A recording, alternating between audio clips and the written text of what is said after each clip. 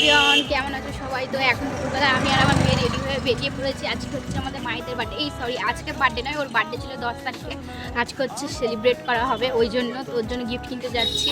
আর আমার ননদ ওদিক থেকে আসতে বলতে গেলে ট্রেন থেকে নেমে গিয়েছে, স্টেশনে দাঁড়িয়ে আছে। আমি ওয়েট করেছি, তো আমার ঘরে ধরে আর কি ইনফিল হয়ে গিয়েছে।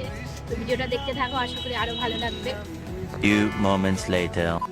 এখন এখানে আমরা রেনকোট দেখছিলাম। আমার ননদ বললো যে ওকে কোনো খেলনা দিলেই ও সঙ্গে সঙ্গে নষ্ট করে দেয়, তাই ওকে এমন কিছু দেবে যাতে ওর কাজে লাগে। তাই রেনকোট দেখছিলাম। এখানে রেনকোট আমাদের পছন্দ হয়নি, তারপরে আমরা চলে গিয়েছিলাম আদনানের জন্য ব্যাগ কিনতে।